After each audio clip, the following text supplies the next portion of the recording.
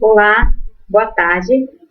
A gente vai começar a trabalhar hoje, né? Um novo assunto dentro do tema que nós já estávamos trabalhando nas aulas seguintes, ok? Eu não sei quanto tempo ainda nós passaremos aqui, dando nossas aulas dessa forma, mas enquanto não estamos em sala de aula, vai ser assim que a gente vai aprender, tá bom? Eu vou estar produzindo aqui as aulas na minha casa, vocês vão estar assistindo daí uma vez, duas, três, quantas quiserem. Vocês têm uma atividade para me entregar, estão lembrados? Eu passei uma atividade para vocês sobre do livro, né? Para as turmas que não têm livro, eu mandei a foto lá das páginas. E aí, para vocês resolverem essa atividade, vocês têm atividade, tem até o dia 30 para me entregar essa atividade. E aí, depois eu vou estar fazendo a correção da atividade, ok? E uma coisa assim, professora, eu consegui terminar essa atividade, já posso enviar antes do dia 30? Claro, pode, né? Pode sim, só que eu não vou corrigir assim que vocês enviarem para mim. Geralmente eu tiro um dia para corrigir e são muito material que eu recebo, né? Tem que ler questão por questão e enviar a correção novamente para vocês. Então é um processo lento, tá?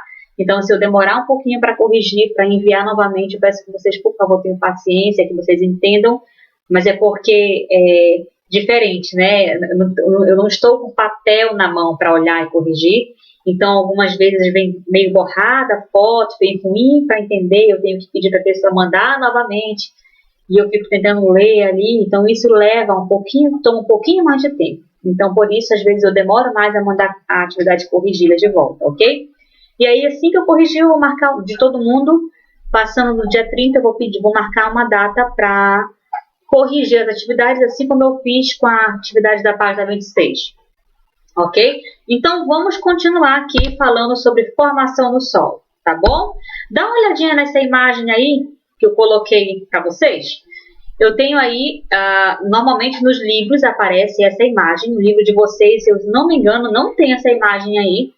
Mas se vocês forem pesquisar em outros livros de ciências, vocês vão ver essa clássica imagem aí da formação do solo, né? O processo de intemperismo formando o solo, que nós conhecemos, tá?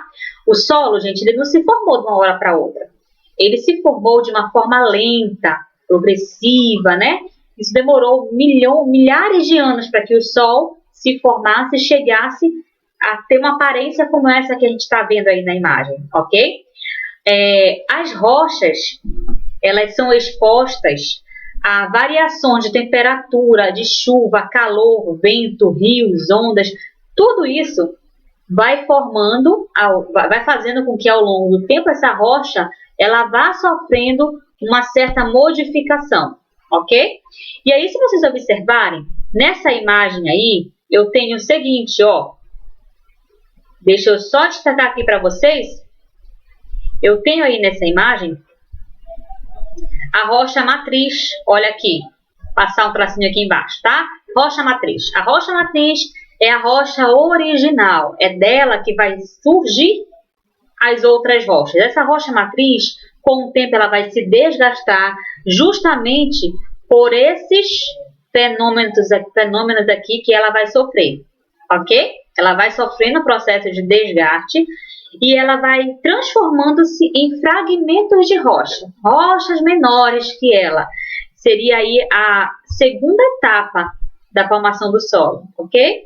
E aí, depois que ela formou-se em rochas, transformou-se em fragmentos menores, depois de milhares de anos a seguir aí, eu tenho agora sim, aí sim eu tenho a formação do solo, beleza? Então, olha só, passo aí por basicamente 3 processos. Rocha matriz vai sofrendo desgaste, ação do vento, da chuva, das ondas, do mar, dos rios, né? E essa rocha matriz, bem resistente, vai se desfazendo e transformando-se em rochas menores. E essas rochas menores vão se desfazer mais ainda, dando origem à camada do solo, que é essa camada bem aqui, ó, aquela que vocês veem lá quando vocês vão cavar para plantar uma plantinha, né? Essa camada aqui que eu estou marcando em vermelho, ok? Leva-se, repetindo, anos para que ela possa se formar, tá bom? Vamos seguir, então. O que existe no solo, né? a gente às vezes pode pensar, não, eu sei o que tem, eu sei de tudo, eu já vi a terra, já vi o solo, nós fizemos com a professora Luísa aquele terrário, eu vi como é a consistência da terra, do solo, eu estudei, pensei na prática o que é isso, mas não é bem assim, não é tão fácil assim, tá, gente? Mas vocês vão conseguir pegar isso aí bacana. Olha só, o solo é composto de partes minerais e de parte orgânica, tá bom? A parte mineral do solo seriam grãos que são formados por tamanhos diferentes, por tamanhos diferenciados, texturas diferenciadas. A gente vai já ver isso aí. Areia, argila, né? São exemplos aí de solos diferentes, que possuem composições diferentes, tá bom? A água e o ar também fazem parte da parte mineral do solo. Só que além da parte mineral, eu tenho também a parte orgânica. E aí na parte orgânica eu vou encontrar seres vivos, bactérias, micro-organismos, minhocas que habitam o interior do solo, tá bom? Restos de plantas, animais mortos, né? A planta, as folhas das árvores caem, os troncos vão apodrecendo, caem no solo e vão se decompondo. E aí ficam por ali, né? E outros organismos mortos que também vão se deteriorando, vão se desfazendo, entrando no processo de decomposição ali no solo, tá bom? Eu também tenho a presença, no meu solo, né? A presença de humus. O que seria isso? São restos de organismos que morreram, que entraram em decomposição por bactérias e fungos, foram decompostos por bactérias e fungos e morreram. Existe uma região no Brasil que é rica em humus, é a região amazônica, e o Amapá está na região amazônica, né? Se vocês não viram, não repararam ainda no mapa, dá uma olhadinha, pesquisa aí o mapa de geografia, da geografia da Amazônia, geografia do Brasil, e você vai ver lá a Amazônia, né? Onde fica a Amazônia, no nosso estado, o Amapá está dentro da região amazônica. A região amazônica é uma região rica em humus. O que é o humus, né? Restos de, dentre tantas outras coisas, restos de folhas de árvores, de troncos de árvores, de animais mortos que vão se decompondo sobre o solo. Na Amazônia tem muito isso. A Amazônia não tem um solo tão rico em nutrientes assim, se não fosse a presença dessa vegetação, né, das folhas das árvores caindo no chão e se decompondo, seria um solo bem pobre. Mas como nós temos a floresta amazônica é muito extensa, nós temos muita árvore na floresta amazônica, caem muitas folhas, essas folhas se decompõem através das bactérias e dos fungos, nós já aprendemos que são organismos decompositores. Muito bem. E aí vai nutrindo esse solo, tá bom? Então, já entendemos que o solo é constituído por uma parte mineral e uma parte orgânica. E, além disso, eu tenho também a presença de humus, tá ok? Então, vamos seguir. Nessa imagem aí, linda, maravilhosa, cheia de minhoca, né? Alguns alunos, quando nós fizemos um terrário, encontraram umas minhocas mas que fazem parte do solo, são importantes para ajudar a deixar o solo fofo, né? E o ar poder entrar no solo. A gente vai já falar sobre porosidade do solo e outras características do solo, a gente vai entender bem isso aí, tá? Então, por baixo dessa camada de solo aí, eu encontro vários fragmentos de rochas, tá? Eu vou destacar aqui para vocês alguns fragmentos, olha só. Aqui, ó, essa parte que eu tô passando tracinho vermelho, são fragmentos de rochas, ok? Esses fragmentos de rochas, avancei mais do que deveria, que são a rocha matriz, desculpa, gente, os fragmentos de rocha aqui em cima, né? Abaixo da camada de fragmentos de rocha, eu vou encontrar a rocha matriz, que é essa que eu vou fazer o setinho aqui, ó. Essa esbranquiçada, essa rocha esbranquiçada, que vai dar origem aos fragmentos de rocha. E esses fragmentos de rocha aqui, ó, vão dar origem lá em cima ao solo, ok?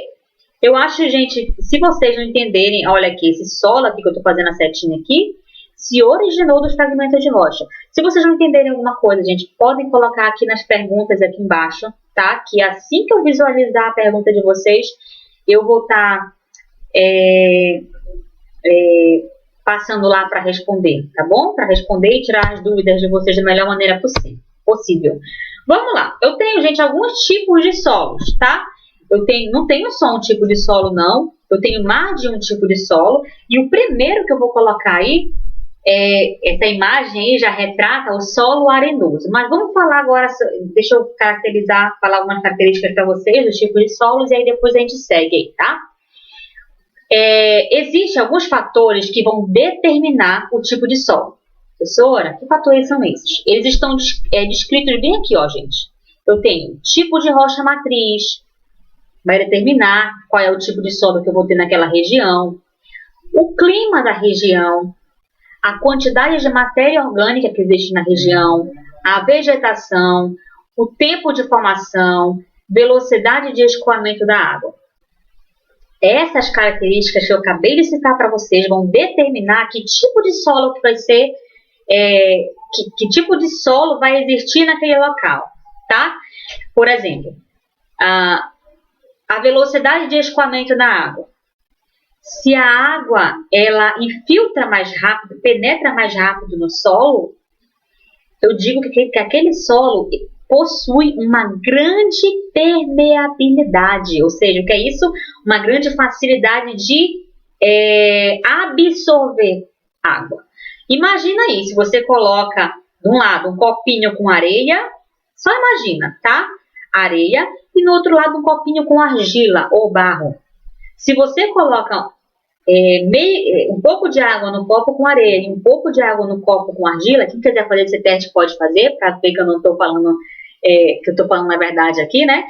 Você vai perceber que a água que você colocou na areia vai infiltrar, vai penetrar mais facilmente no copo com areia.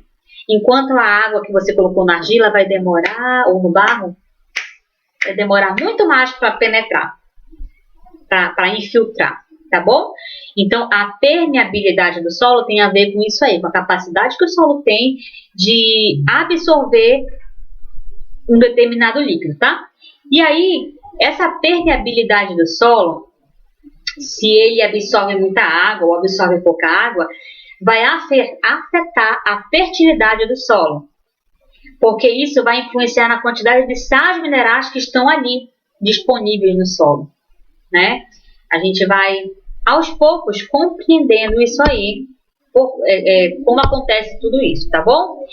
Primeiro, vamos falar aí, o primeiro tipo de solo que eu trouxe para vocês foi o solo arenoso, desculpa, e em seguida o solo argiloso, inclusive eu acabei de dar um exemplo do copinho lá, né, de areia e de argila. Solo arenoso. Qual a característica do solo arenoso, gente? Primeiro, no solo arenoso, eu tenho uma grande porcentagem de areia. Isso significa dizer que eu posso sim encontrar outros tipos de solo misturados na areia, mas a maior porcentagem é de areia. É como se eu tivesse 70% de areia e o restante fosse composto por outros solos, solo umífero, solo argiloso, tá bom? O solo arenoso é um solo muito permeável, ou seja, o que eu falei antes, se você colocar água no solo arenoso, rapidamente a água infiltra. Vamos lembrar ali da fazendinha, né? Uma região aqui bem conhecida nossa, que moramos no Amapá. Ali naquela região que tem o lago, que tem o rio, é areia. Ali tem uma porcentagem de outros materiais, mas eu tenho também areia ali. Infiltra muito rápido a água. Nas praias, né? As praias aí espalhadas pela região brasileira, pelo Brasil, é composta na sua maioria o solo de lá por areia.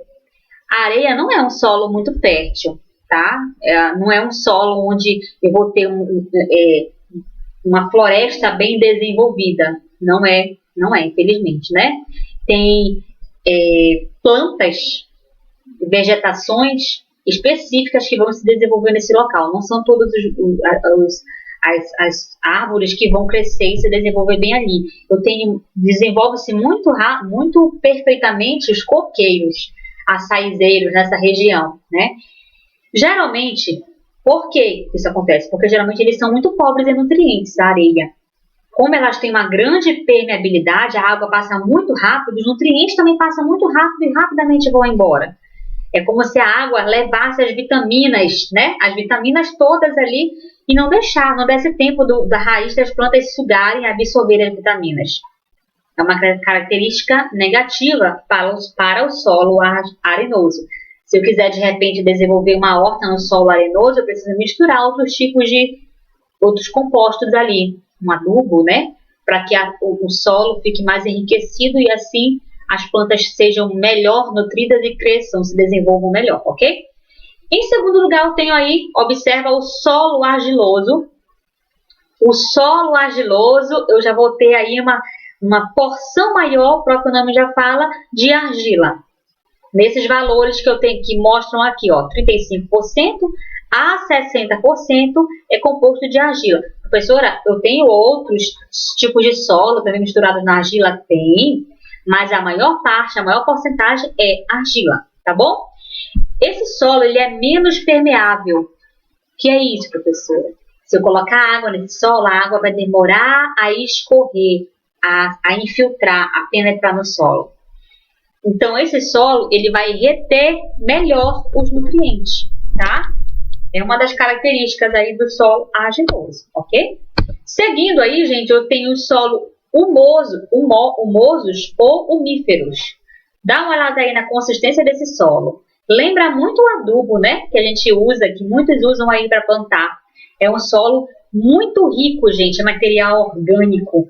É o solo, geralmente, das florestas, são parecidos com esse daí, tá? Ela tem, esse tipo de solo tem maior capacidade de reter, uma boa capacidade de reter água e tem uma boa capacidade de circular o ar. O ar nesse solo, ele circula muito bem. Então, por esse motivo, é um solo excelente para plantio, tá? A decomposição de organismo produz os sais minerais necessários para as plantas que geralmente são plantadas aí nesse solo, ok? É um solo excelente, então, para o plantio. Solos minerais. Nos solos minerais, existe a predominância de material mineral, ok? De material mineral. Para nós preservarmos esse solo e garantir boas colheitas e que ele passe muito tempo aí servindo para plantio, eu preciso trabalhar positivamente com esse solo, de forma que esse solo possa se desenvolver. A primeira forma de eu desenvolver o solo, professora, eu não sou agricultor, preciso saber disso, é importante você entender como essa dinâmica se dá, tá bom? Eu preciso trabalhar arando o solo. Arar é o que? Nada mais é do que, observa esse trator aí, tem preso nele, parece um monte de roda, né, essas rodinhas de ferro, e ele vai andando e ele vai removendo a terra, misturando a terra, ele vai cavando e o fato dele remover e misturar essa terra aí vai fazendo com que o ar tenha mais facilidade de entrar na terra, a água tenha mais facilidade de entrar na terra, então ela fica melhor para o plantio. Se você perceber, o solo, com o tempo, ele vai se compactando e aí ele fica bem unido, né? Bem juntinho, ele vai se compactando. Para você plantar, você precisa remexer esse solo, cavar um pouquinho, deixar a terra bem fofinha para que você consiga plantar e quando você regar, a água penetre com facilidade ali naquele solo, porque senão não vai chegar onde precisa chegar, nas raízes dos vegetais, das plantas, e a planta não vai se desenvolver como deveria, ok? Outra forma de eu cuidar do solo neutralizando a acidez do solo através do processo que eu vou chamar de calagem, que nada mais é do que adicionar calcário nesse solo. O calcário ele vai ajudar a reduzir a acidez do solo, tá bom? Eu vou adicionar no solo o cálcio e o magnésio. E aí esse solo, ele vai, essa adição de cálcio e magnésio vai melhorar a qualidade do solo, tem a ver com o pH do solo. Isso aí já é mais aprofundado para vocês e a gente não vai entrar em detalhes sobre isso nesse momento, tá bom? A adubação é outro processo que eu posso fazer no meu solo e que é necessário ser feito após muitas colheitas acontecerem. Então, vamos supor, eu plantei numa região e aí eu colhi fiz a colheita e plantei novamente, fiz a colheita novamente, e uma vez ou outra, no intervalo de uma colheita para outra, ou a cada 2 colheitas, né, você precisa repor os minerais desse solo, adubar esse solo.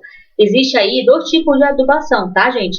A adubação mineral orgânica, que onde vai ser utilizados fertilizantes químicos, comprados em lojas que vendem sementes, né, materiais para plantio. E tem a adubação orgânica, que são os restos de vegetais, farinha de osso, estrume de animais, que você, às vezes, coisas que você usa na casca de banana, cascas de frutas, de legumes, que você não vai mais usar ali na cozinha, não vai fazer nada com elas, então você joga ali e vai formando, vai entrar no processo de decomposição, e isso tudo vai se transformar depois no que nós conhecemos por humus. E aí você consegue, dessa forma, adubar naturalmente o solo, tá bom? Outra forma de contribuir para o desenvolvimento desse solo é adicionando aí minhocas. As minhocas, elas, além de cavarem túneis no solo e fazerem o solo ficar mais fofo, facilitando a entrada de água e de ar no solo, as fezes delas produzem um humus natural que vai ajudar a nutrir esse solo aí. Outra coisa que pode usar para manter o meu solo saudável são as leguminosas. Dá uma olhada aqui, gente. Umas bolinhas que eu tenho bem aqui, ó. Tá?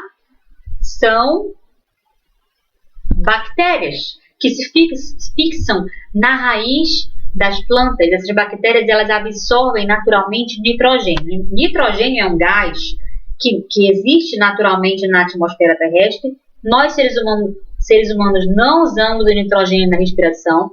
As plantas também não usam, mas as bactérias, elas ajudam, elas utilizam esse gás. E elas podem ajudar, no caso das plantas, né, a absorverem esse gás aí, chamado nitrogênio. Nas raízes dessas plantas vão viver algumas bactérias que são capazes de absorver nitrogênio do ar, que estão no ar, e transformá-los em sais minerais de nitrogênio. Esses sais minerais de nitrogênio, eles podem ser absorvidos pela planta e são necessários para que a planta possa se manter saudável. Quando a planta está com aquela florzinha, ficando a folha que era para estar bem verdinha, ficando amarelada, é falta de nitrogênio. E aí, se não tem nitrogênio, as folhas começam a ficar amareladas e vão caindo. E se a folha cai, a minha planta não faz o processo de fotossíntese como deveria fazer e ela vai morrer. Infelizmente, ela não vai se desenvolver como ela deveria se desenvolver, tá bom? Qual seria, professora, né? Vamos entender agora a quantidade de água adequada aí para o processo de irrigação. Vamos lá. Tem regiões, gente, que a gente está avançando já para outro tópico, né? Tem regiões, gente, que são secas, né? E muitas vezes é preciso se construir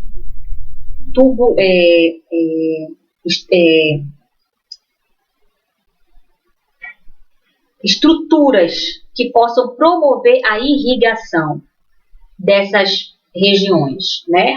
Por exemplo, aqui eu tenho uma área de cultivo de arroz, né?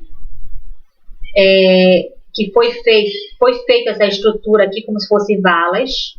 Essas valas, entre aspas, né? Elas servem para acumular água e essa água vai ser utilizada para regar, né? Seria uma coisa, irrigar essa área aqui, ó. Toda essa extensão aqui, tá vendo? Outras vezes, ao invés de irrigar, é preciso construir estruturas que retirem água. Por exemplo, aqui, ó, eu tenho uma outra foto de uma região alagada. Tem muita água aí. Então, o que se faz para diminuir a quantidade de água nessa região? Eu vou drenar essa água, vou retirar a água que está sobrando aí. Então, são feitos também canais, olha aqui essa estrutura aqui, ó. Canais, é como se se cavasse em uma determinada região, para essa água aí escorrer, escoar e sair daí, tá bom? Tudo isso é feito para controlar a quantidade de água naquele solo e não prejudicar a plantação que de repente existe ali. Existe um processo, gente, o solo ele é utilizado, né, para o plantio de vegetais, legumes, frutas, enfim. Atividades extrativistas, né? Mas o solo, com o passar do tempo, se nós não cuidarmos adequadamente dele, ele vai sofrendo um processo que eu chamo de erosão. O que é a erosão? É o desgaste do solo. E esse desgaste do solo pode ser causado pela ação humana, mas também pode ser causado por impactos naturais, da chuva, dos ventos, tá? Existem aí vários fatores que podem causar a erosão do solo. O que seria isso? A cobertura do solo, essa cobertura aí, a primeira camada do solo, ela vai se desgastando. A água, a chuva, vai levando essa camada de cima, da superfície do solo, vai carregando essa camada do solo. E essa camada de cima aí, ela é levada, né? A terra vai se desfazendo, vai sendo levada e destruída. Por quê? Porque a proteção natural dessa camada não existe mais. Quem é que protege o solo contra a erosão? Olha só, a vegetação, tá? É o vegetal que produz. Se eu desmato uma grande área, se eu derrubo as árvores, né, tiro a vegetação naquela área, essa área vai ficar desprotegida, ok? E aí, quando chove, a chuva vai bater direto no solo, fazendo com que esse solo, essa terra, vá embora, tá bom? Então, antes, quando tinha mato, quando tinha árvore, a água batia nas folhas da árvore, no mato, para depois cair no solo, e aí não destruía o solo. Agora não tem mais árvore, não tem mais mato, não tem mais grama naquele local, a água cai direto no solo e o solo vai indo embora, juntamente com a água, tá? Mais ou menos esse aí, o processo de erosão, é mais ou menos assim que acontece. A vegetação vai proteger o solo também contra o calor do sol, contra os ventos. Quando dá um vento muito forte, o vento não leva aquela poeira, aquelas partículas finas de terra? Pois é, então o vento também pode causar erosão. Professora, mas quer dizer então que a erosão só vai acontecer porque a camada protetora do solo, que são a vegetação, foi destruída? Isso mesmo. Se eu tenho vegetação naquela região, o solo estará mais protegido contra a erosão. Se eu não tenho vegetação naquela região, se eu não tenho árvores naquela região, se eu não tenho plantas rasteiras, ali o solo vai estar mais desprotegido. E aí ele vai começar a sofrer um desgaste. Esse desgaste do solo eu vou chamar de erosão, tá bom? Eu tenho aí, trouxe 4 imagens para vocês do processo de erosão que está acontecendo aí, ok? Na primeira aqui, ó, na primeira imagem, observa aí, eu tenho corrente de vento, ó, corrente de vento, tá aqui, nuvem de chuva, ok? Esse vento aqui, gente, esse vento vai, né, soprar aqui, mas tá vendo a vegetação natural aqui? Muitas árvores, ok? A presença dessas árvores aqui faz com que quando o vento dá forte nessa região, o vento vai bater na copa das árvores e aí segue o caminho dele. E aí eu não vou ter o processo de destruição do solo, né? Que eu falei anteriormente. Se eu começo a destruir a vegetação, olha só aqui, aconteceu o processo de desmatamento, que foi a queimada de desmatamento e queimadas, né? Que é a destruição da vegetação. Ou cortaram as árvores, ou queimaram, né, as árvores. Aí, no caso, é um desmatamento, mas pode ser as queimadas também, pode contribuir para a erosão do solo. E aí, houve a destruição dessas árvores aí. Quando as árvores foram destruídas, olha o que vai acontecer aqui, ó. Lentamente, olha só, a porção de terra aqui aparecendo, ó. Olha aqui outra porção de terra aparecendo aqui. Tá vendo? A vegetação foi acabando. As graminhas também foram sendo a grama foi sendo, o mato, tudo isso foi sumindo. E aí o vento, aqui na imagem 3, ó, o vento está dando aqui, né? E o solo vai sendo atingido pelos raios solares, pelo vento, pela chuva. E isso tudo vai fazendo com que o solo vai escorrendo aqui, né? Vai se desgastando, vai até mesmo o tamanho aqui da montanha vai reduzir, vai ficar mais baixo, vai ficar menor, né? O solo, então, vai ficar parecido com o de um deserto, tá? Porque desgastou-se aí. E aí ele não oferece mais condições para a agricultura, porque os nutrientes todos se foram embora por causa da erosão causada por esse problema aí do desmatamento. Bom, um exemplo aqui, ó. Dá uma olhada aí, gente. Aí eu tenho um deslizamento de terra que aconteceu no Rio de Janeiro. Todos os anos acontece deslizamento de terra ali, né? Nessa região aí, eu não tenho cobertura vegetal. Vocês estão vendo aí algumas árvorezinhas de pequeno porte, mato, né?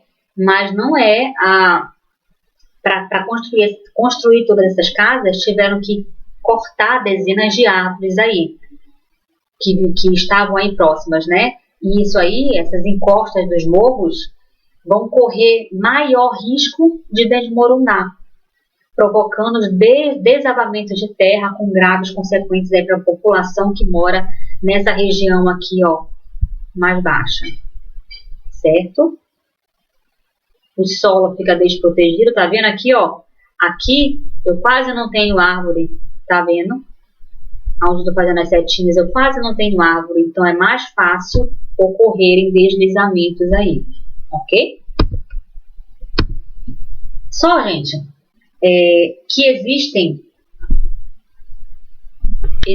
eu falei para vocês há pouco sobre processos que ocorrem que prejudicam o solo, mas, por outro lado, existem também técnicas de cultivo que vão diminuir a erosão do solo, que podem ser facilmente aplicáveis, certo? Primeiro aí, a primeira técnica de cultivo seria a cultura de terraços, em terraços. Seria essa disposição aí, olha, parece uma escadaria, parece uma escada, né? A água, ela vai caindo, nessa primeira imagem aí, vai caindo lentamente, ó. A água vai subindo aqui, vai escoando para cá, depois para cá, ela vai caindo lentamente, vai desgastando menos aí o solo, tá? Eu também tenho as curvas de nível. Esse movimento aí, a plantação formando essas curvas, também dificultam aí a passagem da água, e a água vai levando, demora mais a água levar os nutrientes embora. Os nutrientes permanecem por mais tempo ali, tá? E a rotação de culturas, o que é isso? Esse ano, na minha fazenda, eu vou plantar milho. Ano que vem eu não planto milho aqui. Eu vou plantar tomate, né? Eu ficar alternando. Ou então, por exemplo, eu tenho 3 terrenos. Esse ano eu vou plantar em 2 terrenos e vou deixar um sem plantar. Ano que vem, um dos que eu usei para plantar, eu não vou plantar e planto nos outros 2.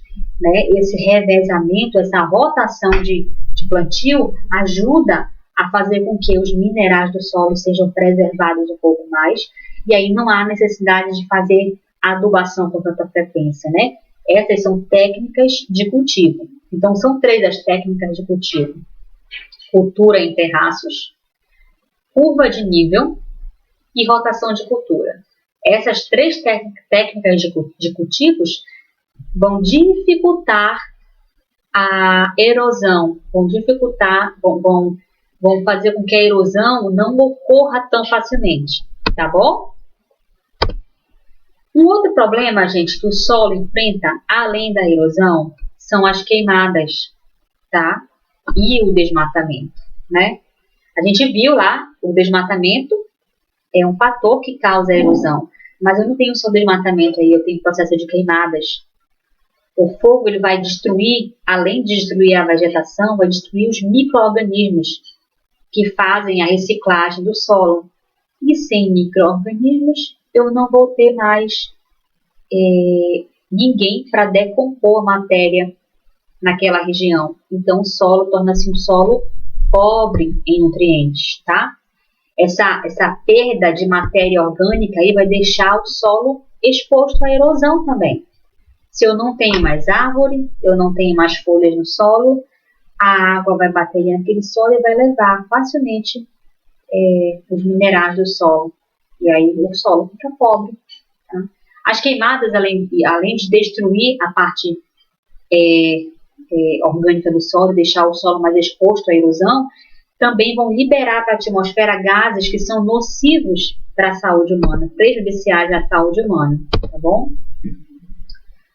Outra coisinha aí que prejudica os seres, o solo no caso, e automaticamente os seres humanos também que utilizam alimentos que são plantados naquele solo, é a presença de agrotóxicos no solo, que são causados pela agricultura.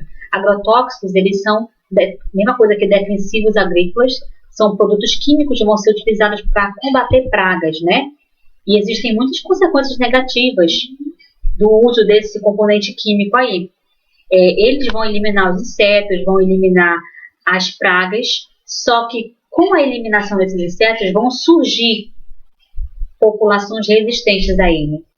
Eles vão matar os insetos mais fracos e vão ficar somente os fortes. E daqui a pouco esse agrotóxico, esse veneno que é utilizado para matar esses insetos não vai mais funcionar, porque existe agora uma população de insetos mais fortes e aí vão ter que descobrir um agrotóxico ainda mais forte. E assim vai, né? Quando esses agrotóxicos são aplicados em quantidade, na quantidade certa e no tempo correto, e no tempo certo, eles podem causar, quando eles não são aplicados, no tempo certo, na quantidade correta, eles podem causar problemas à saúde humana. E tem muita gente realmente, infelizmente, que não tem compromisso, né? Então, eles não querem saber se vão estar prejudicando o outro. Eles querem saber se eles vão vender aquele produto e se aquele tomate vai estar saboroso, bonito, suculento. É isso que eles querem saber, mas não querem saber se vai fazer mal para fulano, para ciclano. Infelizmente, nós temos muitas pessoas assim, né? Vamos lá. Olha, gente, eu tenho aqui, eu vou falar até aqui, tá? E aí, na aula que vem, a gente continua para não ficar extenso demais a nossa aula, tá bom? Leiam o livro de vocês, o tópico número 2, a unidade 2 para quem tem o livro. Quem não tem o livro, eu mandei as fotos das páginas do livro, então você vai ler o material lá. Quem puder imprimir essas páginas, pode imprimir para você ter em mãos para estudar. Ah, professora, não dá para imprimir. Então, tenta fazer um resumo, copiar no caderno os pontos principais. É importante, toda vez que vocês sentarem para estudar, para assistirem esse vídeo que eu estou mandando para vocês, durante a semana, que vocês possam sentar do lado com um caderno, com a caneta ou um lápis e ir copiando aquilo que vocês acharem importante. Se quiser copiar os slides, as informações que estão nos slides, copia, tá, gente? Porque aí vocês vão ter informações no caderno de vocês, vão ter material para vocês poderem estudarem. Eu não sei quando nós vamos retornar, mas quando nós retornarmos, nós precisaremos fazer algumas atividades avaliativas presenciais em sala de aula, né, que seria a nossa avaliação, nossa prova. E vocês precisarão desse conteúdo aí em mãos para vocês estudarem, né? Então, assim que der, dá uma olhada nesse vídeo de novo, assiste novamente, copia os pontos principais, se quiser copiar tudo, pode copiar no caderno ou faz o resumo, tá bom? Para que vocês tenham esse conteúdo em mãos, ok, gente? Um grande abraço para vocês, Deus abençoe vocês e até a próxima aula, tá bom? Tchau!